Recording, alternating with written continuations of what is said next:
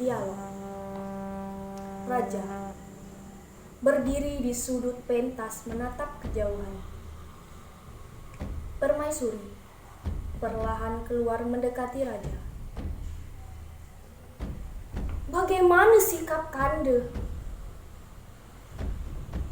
Raja, kalau kau seorang permaisuri yang bijaksana, tentunya jawaban itu ada dalam dirimu. Permaisuri, kalau Kanda seorang suami yang arif, tentunya Kanda tidak akan membiarkan istrimu dicekam oleh perasaan takut disebabkan oleh perang. Raja, tuan tanah itu datang ke negeri ini tidak pernah kuundang. Dan aku tidak pernah memaksa mereka untuk angkat kaki sepanjang kedatangan mereka untuk bersahabat. Tetapi kalau politik kekuasaan yang mereka tanamkan, aku terpaksa akan perang. Permaisuri, itu sikap Kanda. Semangat perjuangan yang sangat terpuji. Tetapi Kanda jangan lupa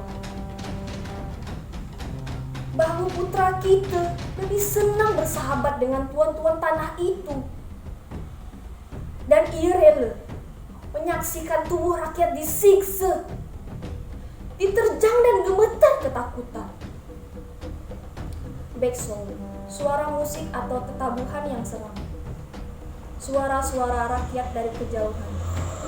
Ampun tuan, ampun. Permaisuri, kau dengar itu, Kanda? Di hadapanmu tuan-tuan tanah itu berani berbuat lancang. Raja, tuan tanah terkutuk. Oh Tuhan, cobaan apa namanya ini? Apakah rakyat di negeri ini banyak berbuat dosa?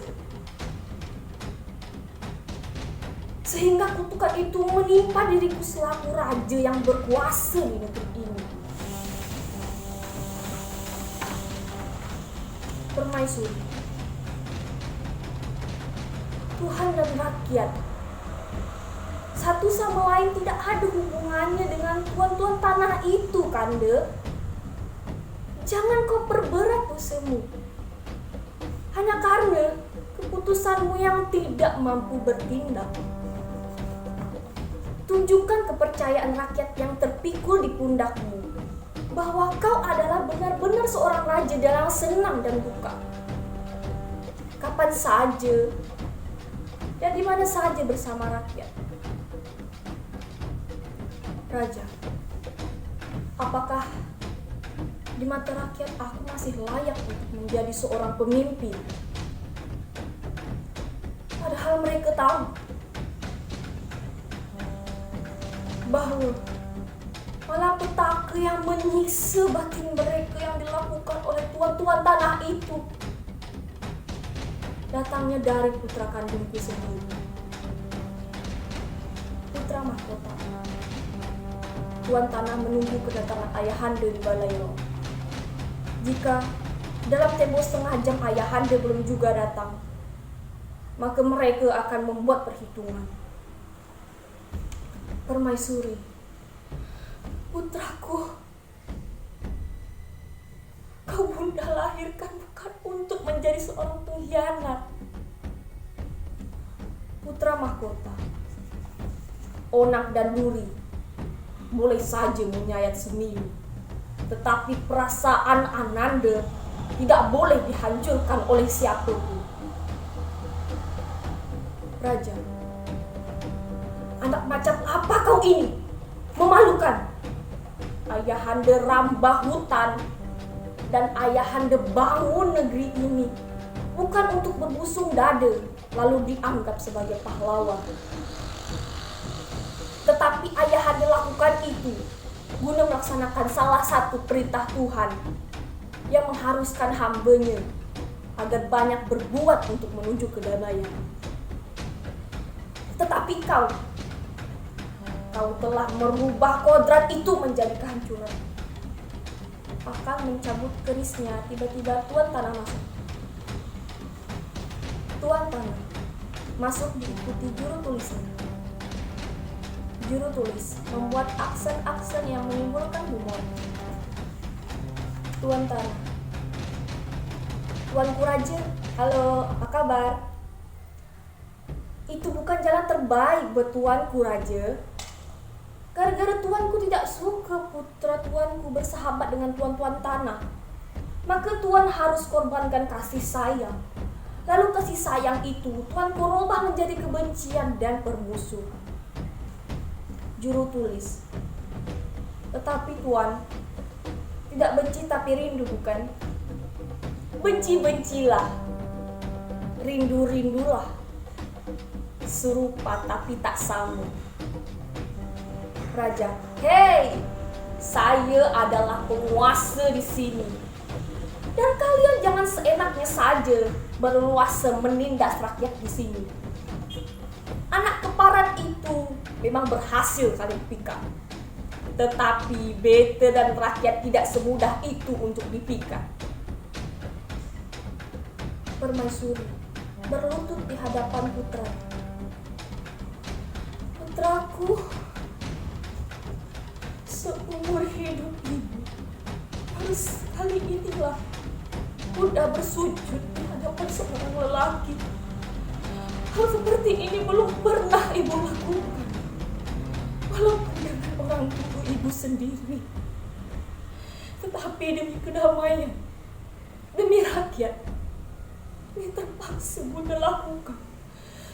Kendati dengan putra ibunda sendiri. Sadarkah engkau akan itu, putraku?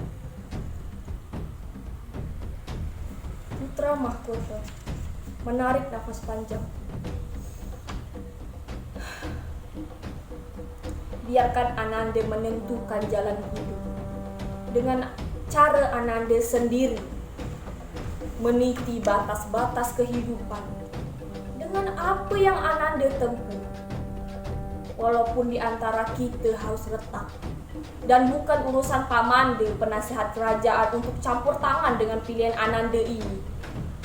Dan jika terpaksa di hadapan ayahanda dan bunda, Ananda bersumpah, nyawa Pamanda penasehat rela Ananda habisi dengan sebilas keris, kendati ia abang kandung ibu sendiri.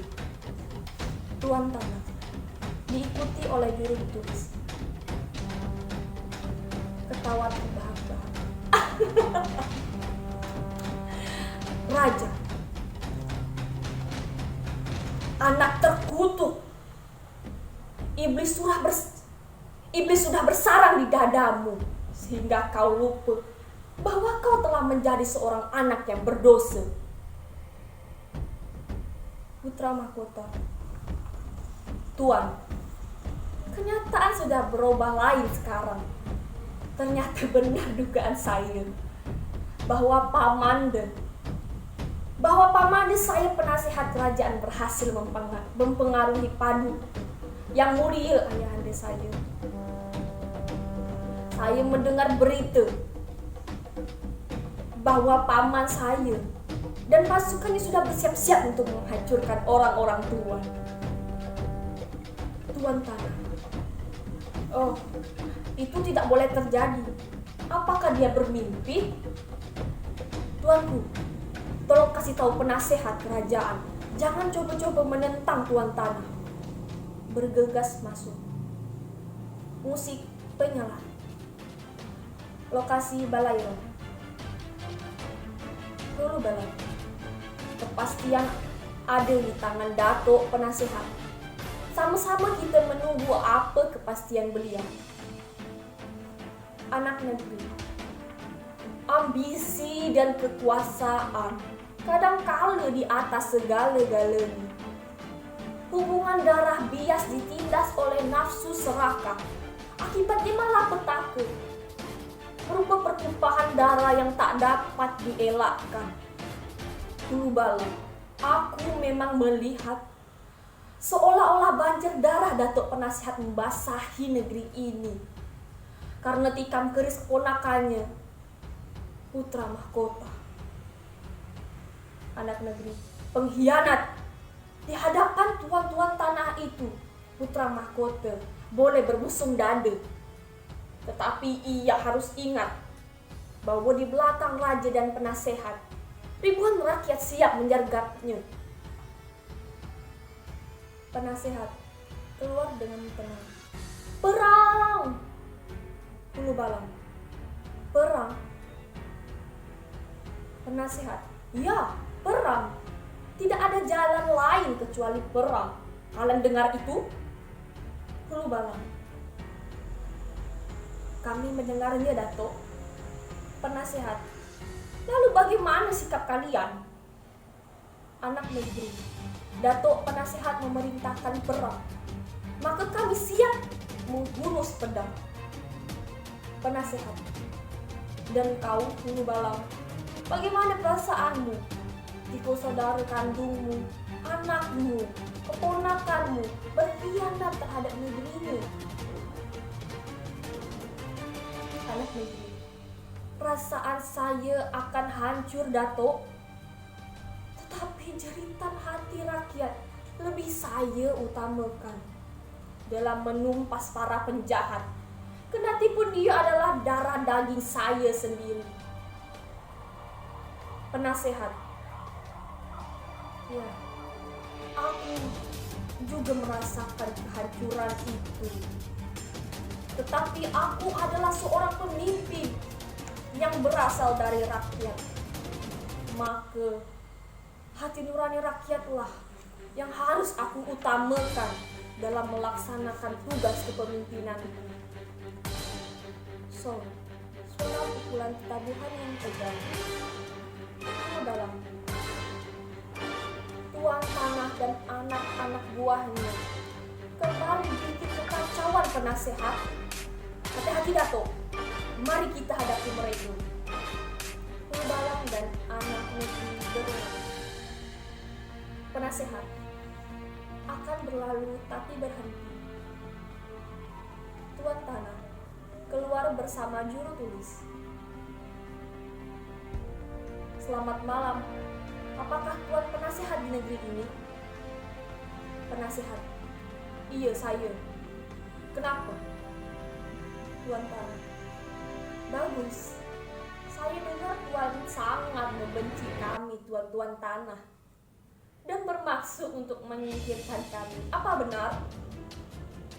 Penasehat, bukan hanya kalian, siapapun mereka. Sekali lagi, siapapun mereka, walaupun dia ayah kandungku sendiri.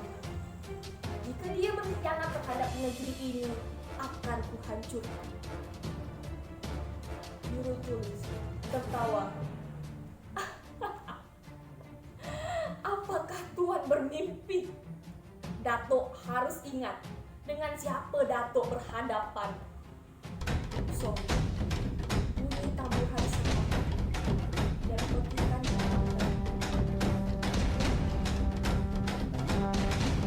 Datuk dengar itu, penasehat? Jerit dan petik serta tangis rakyat negeri ini yang merintih kesakitan. Ini semua karena sikap Datuk dan Raja yang tidak mau bersahabat dengan tuan-tuan tanah. Penasehat, di mata tuan yang selalu menatap tajam, tak sedikit pun saya menemukan pandangan persahabatan. Kehadiran tuan-tuan hanya ingin menindas rakyat dan menyebarluaskan kemeralan. Putra mahkota keluar dan mendekat pada tuan tanah. Tuan tanah, putra mahkota, kambing negeri ini sulit untuk dijinakkan. Tuan biasa menghadapkan dengan cara tuan sendiri. Dan kau pengkhianat, kuharapkan kakinya menginjak balai istana ini.